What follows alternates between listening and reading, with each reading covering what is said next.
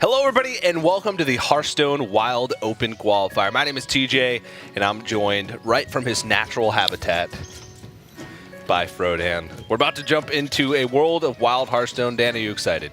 I'm really excited, TJ. I'm sorry. I see red. I can tell. I just dove for it. It's like it's a color that attracts me. So, and you're quite the looker, TJ. Thanks. We also have this nice little red carpet here. I sprawled myself and modeled myself after Zoolander to try to impress the people for a while. And I feel like it's a really good atmosphere that we got going on. We got some of the local fauna from like Ungoro, but more importantly, we're able to do a new format. I think a lot of people look at Wild and they don't really see too much Wild in general. When they see maybe a couple streamers play or maybe they see a couple of decks out there, but Wild's a really fun format. It's a really fun format. We're going to get to see it in full action today. Let's go and take a look at the format for the Open Qualifier. The players have qualified for this event by placing in the top 64 on the Wild Ranked Play ladder. Over the past couple days, they've been playing through a double elimination bracket, and the top 2 players from each of those qualifiers will move on to the live finals, which will take place in just a couple weeks.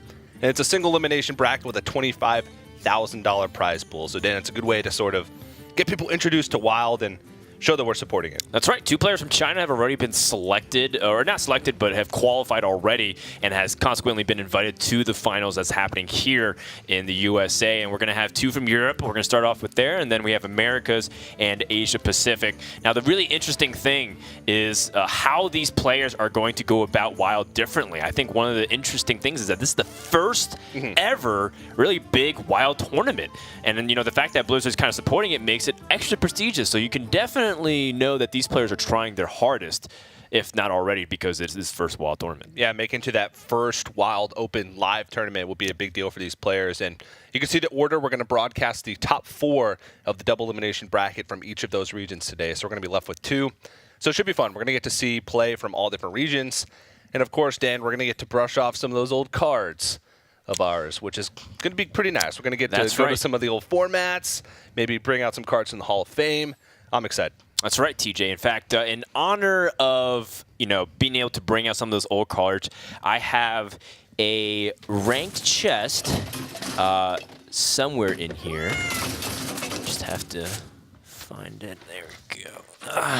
Okay, so this is a ranked chest that I have from many months ago, TJ. Wow. And we get to look at some of these old cards. Came prepared.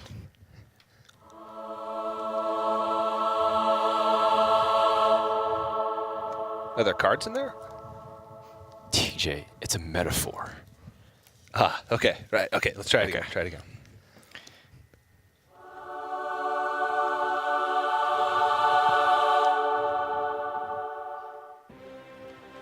Wow, there they are. Yeah, there's the old cards. It looks like it had Emperor Thorsan and Forgotten Torch and Mad Scientist.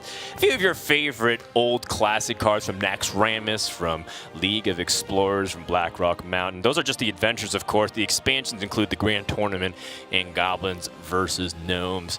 Now, this is, I believe, just a stock list. It's not actually the deck list that the players are playing today in terms of the Wild deck list that you see on your screen. This is just an example of the differences that you might see across the 2 formats. Yeah, sort of highlighting what you might see in Standard versus what you might see in Wild, and you notice some of the key differences there with the deck. And, Freeze Mage in Wild has some very powerful tools with the Emperor Thorsan and Iceland still being in the rotation. You can do a lot more damage in a single turn. But to highlight another deck that we have is Aggro Druid. Aggro Druid is a deck that's popular in both formats right now. You can see the Standard list, which I'm sure has terrorized a bunch of people on ladder, and then you can see the Wild list, which I'm sure has terrified a bunch of people on ladder. Yeah, and again, these are just lists as examples. You might not actually see any Galak crawlers in the current Aggro Druid list. We actually don't know ourselves, primarily because we have gotten this far with the players not revealing deck lists. So us, the commentators, will also be learning about what specific tech are in everyone's decks for today. Yeah, no, we got showcase a little bit some of the cards. We got to give you guys a little bit of a taste of what we'll be seeing. But Dan, I think it's time to jump into some action. So without further ado, it's time to get into Europe. So let's lower the official Wild Horn.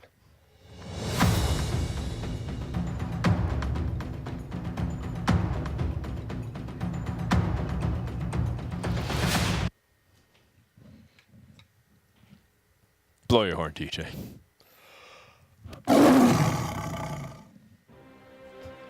And there they are. There's the players. So your horn summons the player list. I thought we were going straight to game. No. No. All right, well, it's not that powerful of a horn, Dan. That's not fair, TJ. You know horns are a big trigger point for me. Lothar coming in at rank number 2. I want to give a big shout out to him. The star that you see next to GeneraL does show that he has qualified for the top 4. And as you kind of make your way through the list, we see a couple of other big players in standard. Phenomeno at 17, Mitsuhide at 32.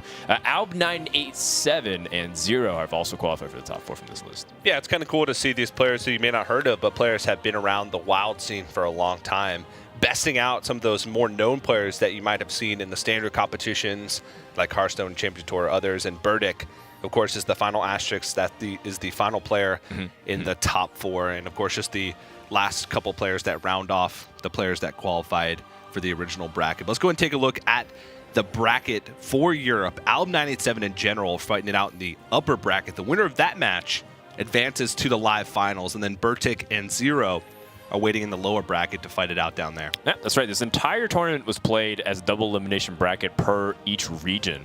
And so we're going to be playing the upper bracket winners finals, and then we'll play the losers finals, as well as the losers semis right before that. So it'll be a really fun time to see who's going to be able to get through. And once again, what I really wanted to find out is what these guys have in store. And, you know, we're going ahead and looking at just what these guys have brought already. There's differences in strategies, TJ. We've been seeing that the actual highest win rate in Europe has been Priest so far. And that's not what I was expecting at all going into today. No, and some of the popular classes as well. Paladin wasn't nearly as popular as I thought it would be going in. You look at the most popular classes across the regions, it's like Warrior, Druid, and Shaman.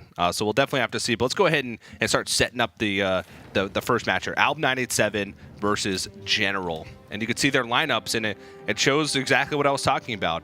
We see two Druids for Alb987. I guess he didn't watch the Conquest video. Not two different Warlock decks. But we'll get that fixed in a moment. But it looks like Warrior's banned away from GeneraL. Right, so if GeneraL lost his Warrior, that most likely means that Alb also lost his Warrior, if I'm just looking at the classes correctly there. And that makes sense. Warrior's just been very strong. Pirate Warrior is almost publicly enemy number 1, primarily just off representation for the Wild ladder. You look at a lot of statistics, and Pirate Warrior makes up about 15 to 20% of ranked play in Wild in general. But that doesn't mean that it's too strong. In fact, people say it's not even the strongest deck in the format. It's just that it's very convenient and very powerful. Yeah, it's powerful enough and fast enough to where you can grind out a bunch of games. But when you're talking about a tournament like this with a lot of stakes, sometimes slowing it down, bringing those decks that have those slightly higher win rates that are slightly more powerful but take a lot of time to play and a lot of effort to play can be the right choice. And we're going to get to see that now.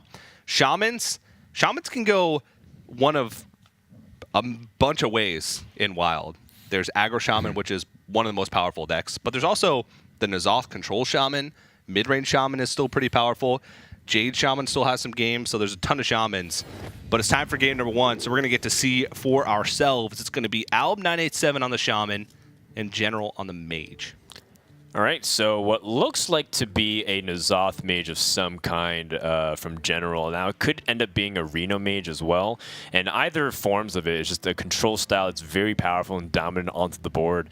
And part of the thing of what makes mage really strong is that there's actually kind of a debate of how many cards that could actually go into a mage deck that you want to take in or take out. If you're playing Reno, you can justify 35 to 40 cards these days for the mage class. On the other side, Alp having Crackle does kind of imply that he's playing Aggro Shaman, and I think Aggro Shaman is one of the best decks in the format. It was prior to rotation, and it still is, TJ. Yeah, it's just an incredibly powerful deck. The old combo of Tunnel Trog plus Totem Golem is still very much so present in Wild, as you can see, but the turn 1 Doomsayer on the coin is going to put that to a stop. Yeah, and Alb987, you can see that he even teched his Shaman specific against Pirate Warriors, or just Pirates in general. And he did ban the Warrior, which makes it a little bit interesting, because Aggro Shaman tends to be very good against Pirate Warriors. It's one of the few decks that is actually very strong against that deck consistently. And you can sort of see, even just a little bit right now, what you were talking about before, about how you can justify so many cards in the deck. And one of the key differences between Arcanologists and Mad Scientists there is, sometimes you can't afford to play both. They're both incredibly powerful, but they sort of work against each other a little bit. Archaeologist pulling secrets into your hand, whereas Mad Scientist pulls them directly, into play from your deck. So if you draw, double Archaeologist early, if you're playing 2 ofs, then it's tough. But most likely Reno Mage, as we're seeing like Gluttonous Ooze and 1 Mad Scientist and Archaeologist, pretty much gives that away. Yeah, and of course, pretty good sequencing coming out from GeneraL in the previous turn as well. The whole Mad Scientist and Archaeologist interaction. You want to draw that card before it ends up being drawn naturally anyways. So he wants to get more efficient draws as time moves on.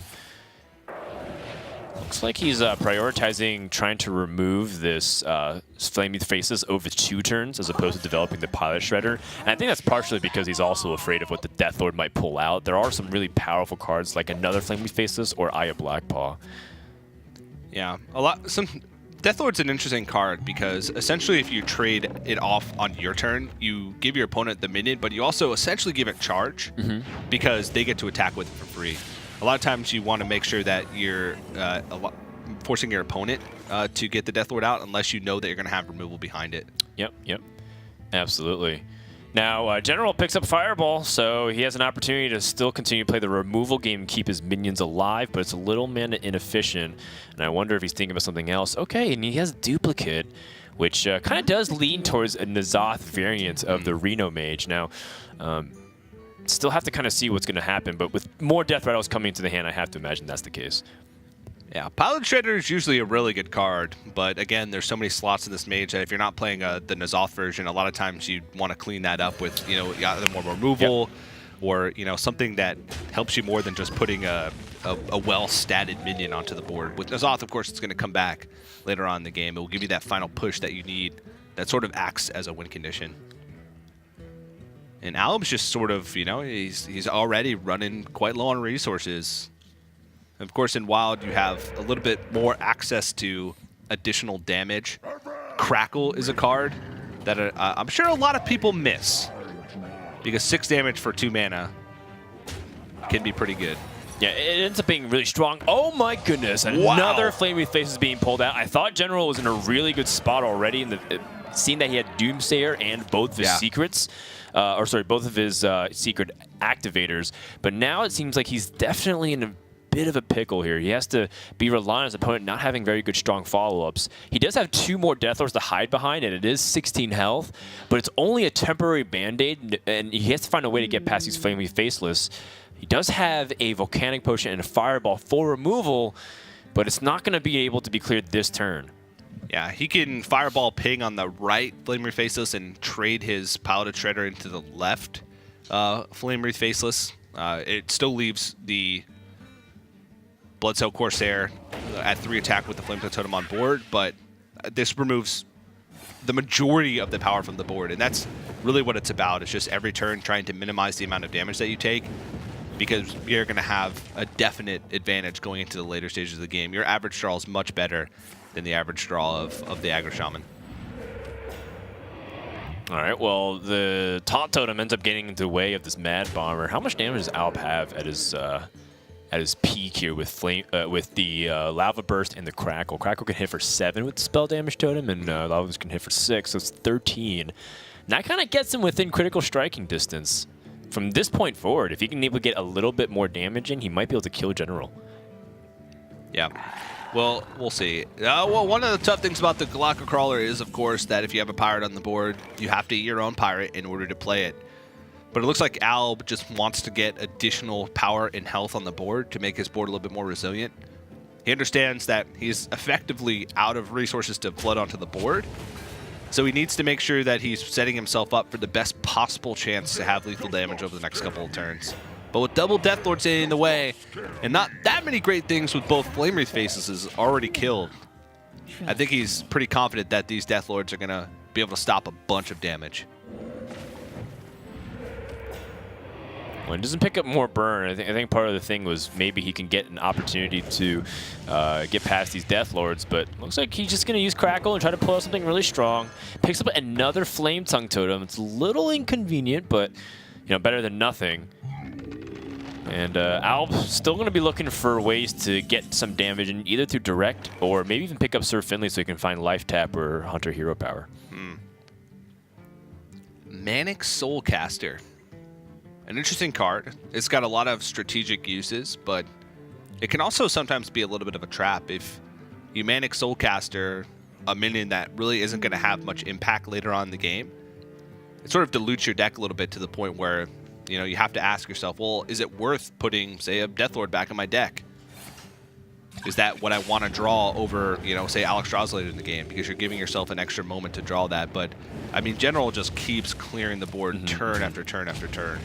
Yeah, and now it looks like pretty much the worst is over. It's going down to just one card, and while we did have a moment of panic with the Flame Wreath Faceless, GeneraL has pretty much just weathered the storm here. Ooh. It's a good draw, and that's pretty much the only one that could really bail him out of the situation, because that's his best card by a mile here.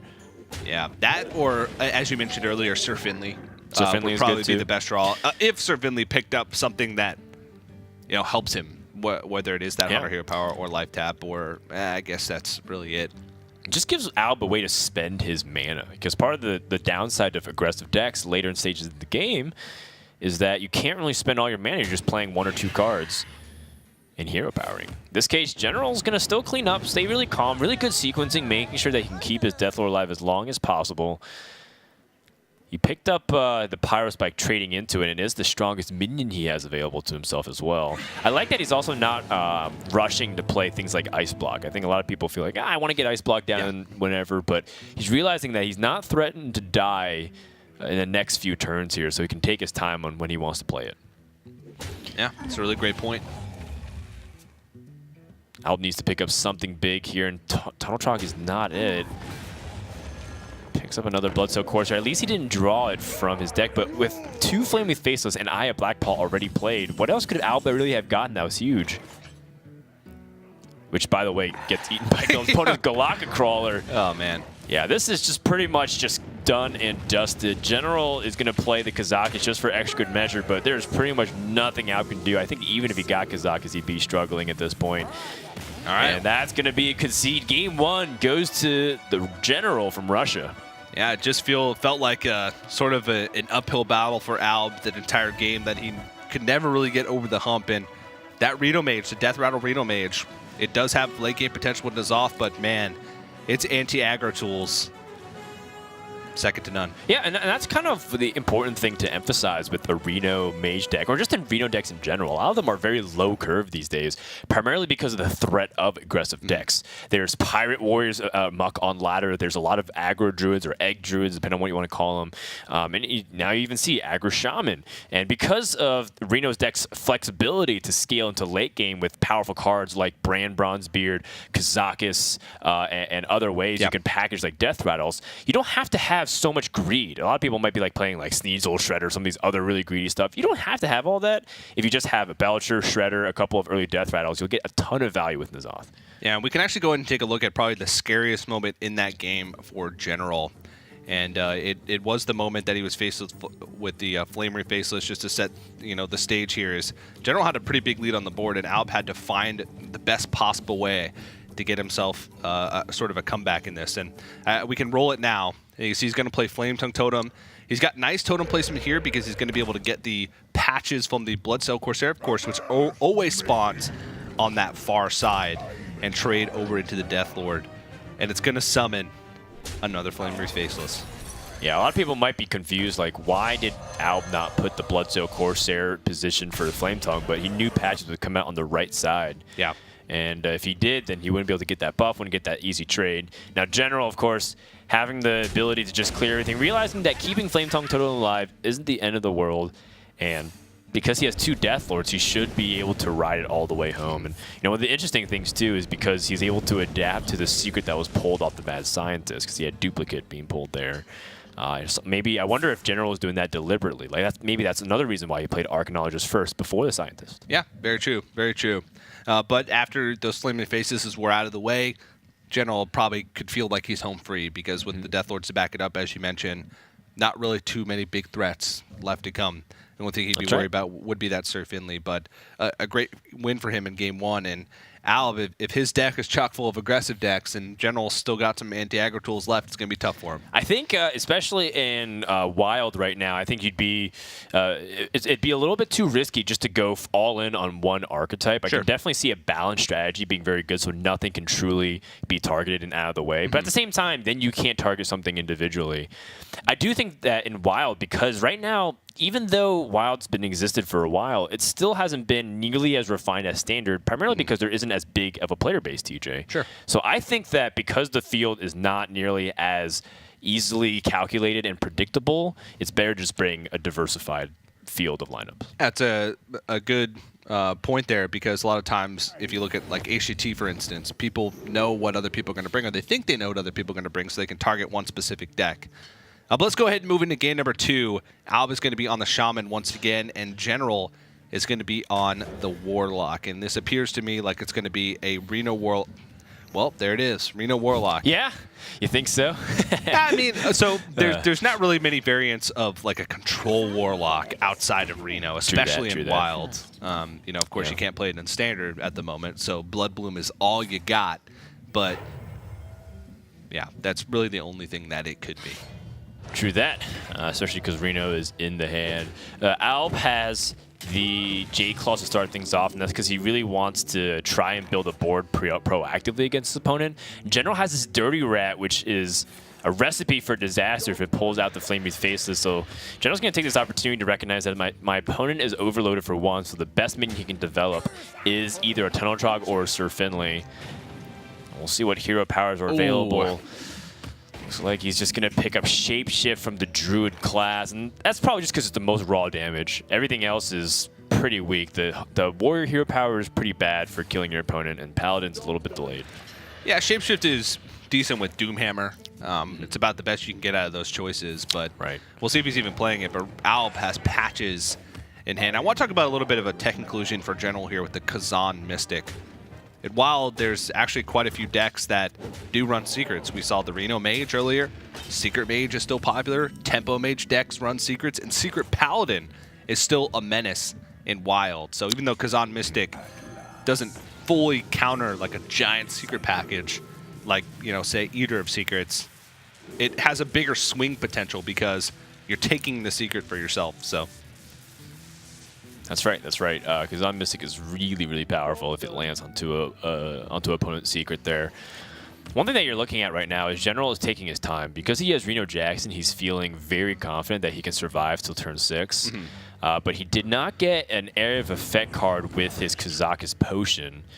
And now GeneraL's in a little bit of an awkward spot. Just has to not overextend and get too greedy here. Galaka Crawler is kind of nice for... but it doesn't really fit too much with everything here. The Flaming Faces is really important because as the aggro shaman in this matchup, you are definitely focused on putting on enough pressure to force the Reno early and then piling on that, oh, Dan, I haven't talked about this in so long. It feels so good.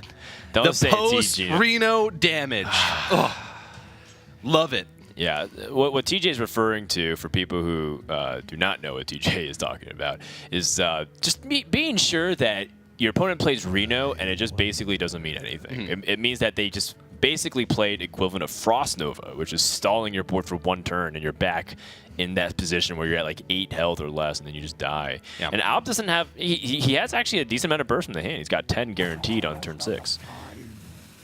Yeah, and it's interesting for the Warlock player because you sort of have to flirt with disaster a little bit. If you see a big board, you don't want to play Reno. You want to try and remove the board first and then play Reno when you know that you're not going to be able to be taking that 15 damage or whatever it is the following turn. So sometimes you do have to take some risks in the matchup, but it's definitely something that you have to keep in your mind that, well, I need this Reno to not only heal me to full, but I need it to sort of contest the board the following turn as well.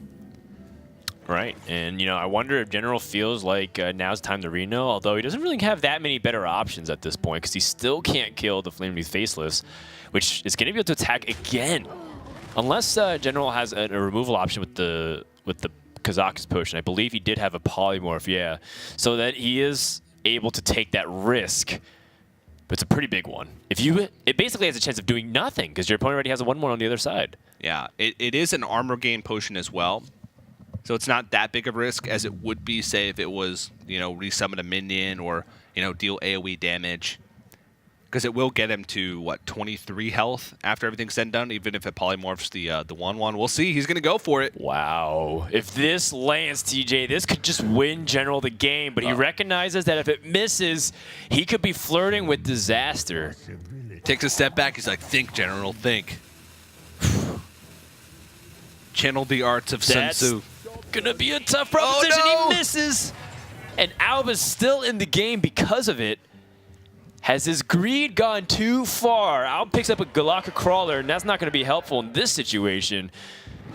And I mean, it feels like GeneraL might be forced to play the Reno next turn just for the fear of damage. He understands that Alb has been holding on to those far left cards for like 3-4 turns in a row now. So he's got to have the read that that's burn damage. And there is 10 post-Reno damage on board. So Reno Jackson will effectively only heal him up to 20 if he wants to look at it that way. Right, but it also puts out a 4/6 minion, which helps him get good trades. Yeah.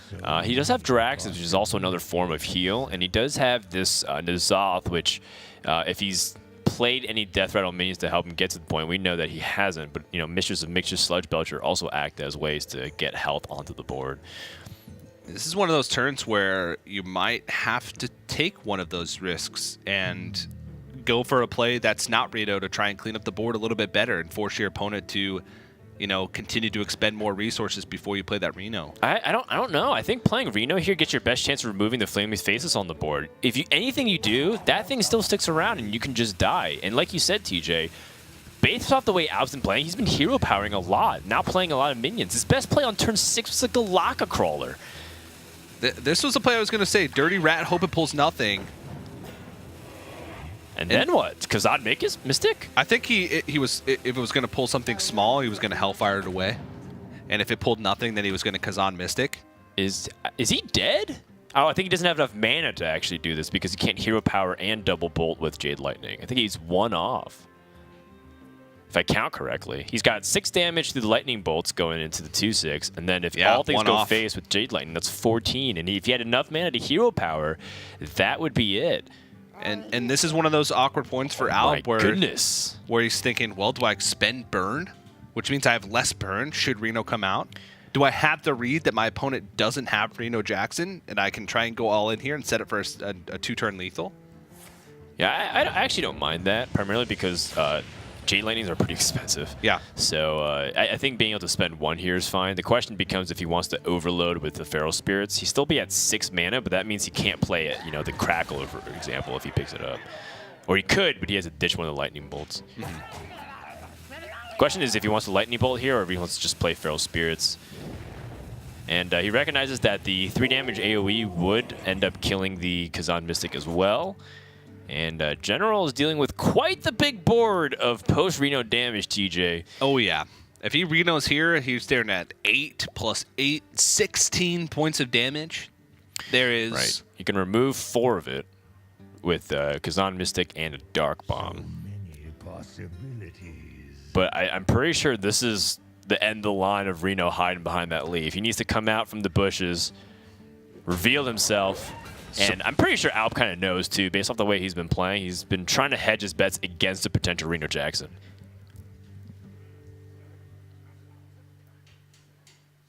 He is tucked all the way over there. Yeah. He's scared, man. He's got stage fright. Surprise! He's just wondering if he's going to be just as good as he used to be back in his prime. Old Reno just doesn't have the same explosion athleticism.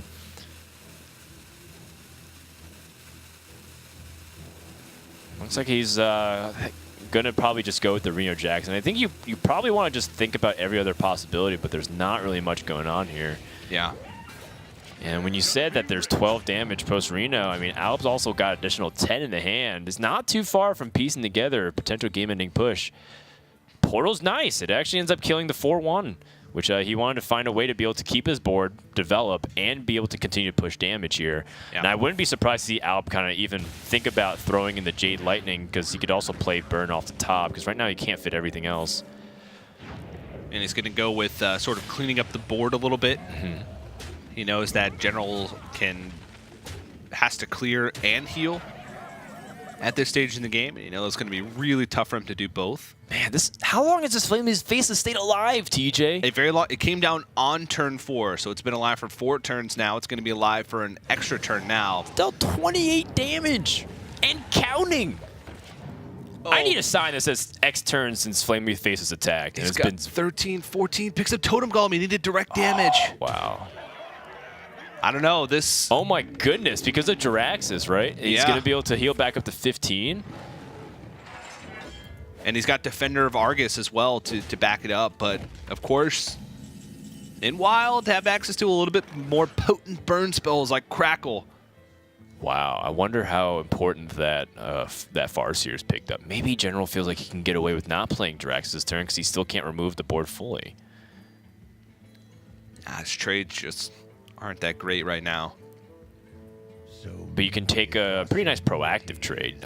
You can Defender of Argus, and then, well, he probably wants to play a Farseer with that instead of playing Sylvanas, right? Yeah, Earthring Farseer and then taunt up the Farseer with the... yeah, I can see that. With the Abyssal Enforcer, so that way whatever the Flaming Faces trades into, it's going to die. I like it. And no life tap, right? We don't want to be too greedy. Nope. 11's pretty safe. Double Crackles can do it. Yeah, Crackle, Lightning Bolt as well. We'll see. Lava Burst is also lethal. Feral Spirits. That's huge. That is massive. And the fact that GeneraL can have a taunt before he plays Jiraxis could end up being game-ending here. As GeneraL looks like he's weathered the storm. How many Death Throws have died? I don't think any have actually died there for GeneraL yet. I don't think so. So it looks like Jiraxis... Mistress of Mixtures, I think, is the only one. Okay, well, GeneraL just has a way to flip the switch and start winning, because that's the important thing, too, is you have to put the Aggro Shaman on a clock themselves, otherwise they're just going to keep drawing damage. I mean, Al pretty much drew all of his minion-based stuff outside of, like, his Tunnel Trogs. He pretty much just has Burn remaining in his deck at this point. He even saved the health by not taking the valuable trade into the Feral Spirit, and another minion picked up, and that's not even a minion that you could play on the board as a proactive threat. Yeah, that is ugly draw. And the thing is, Alb doesn't even have a winner off the top. He needs to have 2 draws. Yeah. And I'm pretty sure GeneraL's going to be able to put him on a 2-turn clock here as soon as he attacks and just develops. Sure. Yeah. So that pretty much does it here, I think. Unless Alb's able to whip out something that we're not expecting. If he has Ancestral Knowledge and be able to draw 2 cards, that would be his out. Deathwing, perhaps? No, Deathwing wouldn't even do it because Sylvanas is on the board. No. And Aggro Shaman looks like it falls again. GeneraL 1 game away from guaranteeing the spot a trip to the finals. Yeah, and he's in the winners bracket, which means he's just been on a complete win streak throughout this 64-player open bracket tournament. And you could tell the little bit of sort of relief on his face, but also, you know, pride in himself. He gave himself a little fist bump there at the end, and still looking a little bit stressed, but I would be too. He's playing for a trip to good old sunny California. That's right, and it's beautiful weather around this time of year specifically, so GeneraL, of course, probably more concerned about just being able to win and get his name out there. And more importantly, he's been able to corner this Aggro Shaman for 2 games now, and he's got Druid remaining. We do know that Druid has a few different archetypes that you can play, primarily the aggressive token-style Druid or Egg Druid. And you can also play a Jade Druid style. I've also seen some people experiment with combo style stuff because, you know, Aviana is still now in Wild, and a lot of people love doing that kind of stuff with Druid. But I for the most part, I gotta wonder, you know, how much does Alb have here left in the tank be able to fight back, because he's down 2 games. Yeah, we'll see. He's going to think about it for a bit, but in the meantime, we talked about GeneraL making it through a good road, but both these players have faced off against a ton of great opponents going through the 64-player bracket. And there you can see their roads. GeneraL has only lost a single game on his road to get to this top 4, and that was to Fubar. in the third round. And every other match that he's played has been a 3-0, and it looks like he's on the path to do it again. Dude, that would mean that he has won 6 series and dropped 1 game, 18-1 score. That's over a 95% win rate. Yeah. Alb had some close calls there. You know, he's playing... Or just under 95. Sorry. Yeah. He's he played against Chin Noise, I believe, who plays for the Hearthstone Global Games, I believe, for Team Belgium. So he's a relatively known player, at least in the European scene. But, you know, his lineup just doesn't seem to be performing as well. I mean, he still won every match thus far, but he's had some close calls. Yeah, and it's interesting to think about. Is the Reno Dex the big tournament top dog here? We look at the data report that was released just hours ago to you, and proof that it's live, not pre-recorded, is the fact that Reno decks just don't have that high of a win percentage on ladder. Yeah. And a lot of people feel like maybe that's just because the environment of the ladder, but maybe it's indicative of the fact of there's certain decks that we're not paying attention to. You mentioned Paladin being one of them. However, this tournament kind of leans the other way. I think Warlock and Mage have been crushing it so far in this top 64. Yeah, Priest having one of the highest win rates in Europe really tells you a lot about how these control-style decks are doing well. I mean, there's a lot of types of Priests. There's also like sort of the Miracle Priest or OTK Priest, whatever you want to call it. But we're going to move into it. Alb on the verge of being knocked into the lower bracket now. In general, one more game win, and he's going to the live finals. So it is going to be Jade Druid and Alb trying again, Aggro Shaman. Now, this is a much better matchup than the previous two that we saw. Yeah, Jade Druid still is pretty weak to pressure, but for the most part, they still have some anti-aggro tools available to them.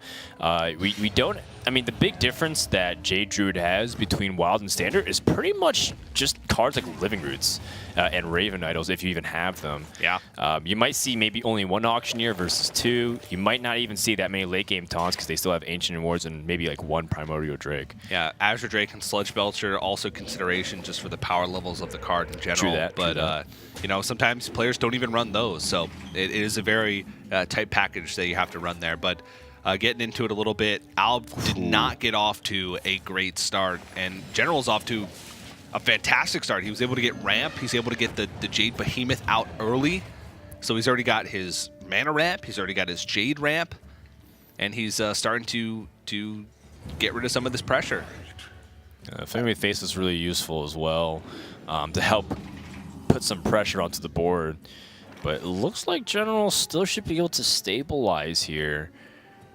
It does involve getting rid of his board, though. But I don't think he's too upset about that, considering Flamery Faceless is, you know, probably one of the only big threats in the deck besides the second one, or Aya. Yeah, it's basically the biggest individual minion that you'll have to play, and so removing that means that this is probably the most damage you'll take from one single source. And we saw the previous game how threatening it is to just leave up that Flamery Faceless for an extended period of time. A little spectator bug here is Alb clearly has played that Flamery Faceless. Looks like he's picked up Surf Finley Mirgleton. Going to be looking for Life Tap or Steady Shot.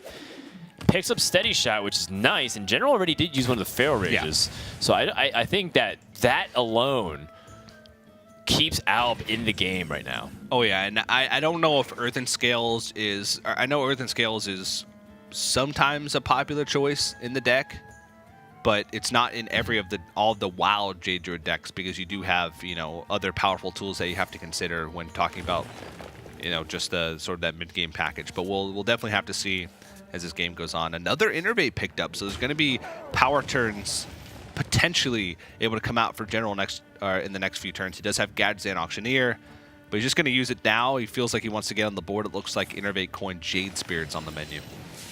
Yeah, it's just really powerful to get it out immediately there, so that way you can get out as much proactive board as you can.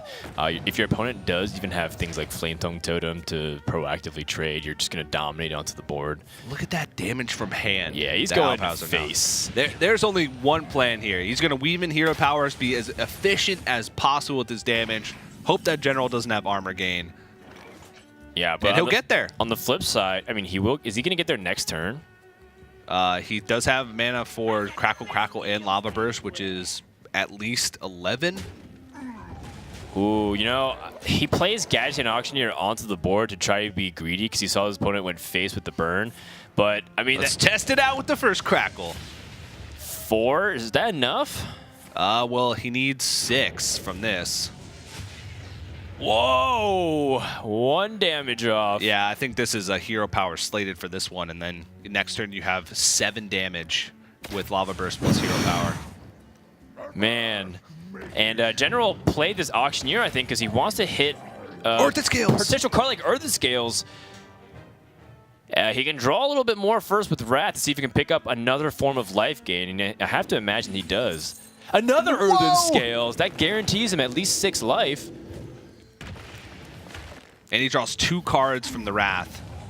Oh my goodness. And he's also able to remove the board while developing. And he's also got a lot of damage too. How much damage he's got right now? 5, 10, 13, 17, 18 damage? Oh my goodness. All of his armor gain. Wow. I mean, brutal. To be honest, absolutely brutal, TJ. that is insane. That is Albus it. concedes. GeneraL qualifies for the finals with an 18-1 score, dropping 1 individual game throughout his entire rampage of the upper bracket. And you could tell him just write something to his note. He just like put another check mark next to it. Like he has like a notepad that just has a big 3-0 next to it, and he puts another tally on the 3-0 mark. Are you kidding me? This is That's insane. absolute destruction of the entire field, and he brought a non-aggressive lineup at all. He brought Jade Druid, Reno Mage, and Reno Warlock, and all of these decks are really good at control matchups. Yeah. They do have anti-aggro tools, and they are slightly favored against some of these decks, but, you know, Jade Druid's known for killing a lot of Reno decks. And so, you know, it's really interesting that he's able to corner these aggressive decks as well and dominate as clearly as he did. Like we mentioned, just under 95% win rate. That's fantastic. Yeah, and you know, as we see the Jade Druid take a win, I like to take a moment and sort of highlight some of the differences between the wild Jade Druid and the standard Jade Druid. So let's go ahead and take a look. Well, the key cards, as you can see, is Jade Idol number 1, Jade Idol number 2, Jade Idol number 3, Jade Idol number 4, and if we had more spaces, we could have shown you Jade Idols 8, 9, 10, 11, 12, 13, all the way to 30. Don't forget the Gadsden Auctioneer, Dan. That is the key. It's a very important tangent. I do want to actually point out something. GeneraL played the Auctioneer on a turn that immediately stuck out to me as Jade Behemoth. When they start going burn to the face, maybe I start feeling like, man, I got to put up my defensive walls. But he recognized that if I play Gadsden Auctioneer, that's my highest chance to draw into consecutive armor gain. And while he did hit it and was fortunate enough to hit 3 out of the 4 cards that he needed, he put himself in that position to get lucky. He didn't necessarily need it immediately because he drew Earthen Scales anyways, but that was good situational recognition by GeneraL, and I gotta say, man, he played that series very well with the cards he was given. Yeah, we joke around that, you know, Jade Idol's the key card, but to be honest, it's not a joke at all. I'm pretty serious about that combo. I mean, the deck doesn't really change from standard to wild is what we basically want to highlight here. There's a couple tools that we talked about with Sludge Belcher, Azure Drake, little things here, Raven Idol if you want to go for that route. But in general, you know, 26 out of the 30 cards are exactly the same. Sometimes even 29 out of the 30 cards. Yeah, that was cause for concern originally before rotation. People thought Jade Druid would dominate because it's one of the strongest decks prior to it, and it turns out it's just kind of like in the middle of the road, which is where it should be. Yeah, and you know, I'll be curious to see, you know, the strategy that GeneraL brings to the live finals. Did you just say I'll be curious to see what GeneraL brings to the finals? Alb987 curious to see. That was completely unintentional. Wow. I better be careful, TJ. I'm going to rotate you to the Hall of Fame soon.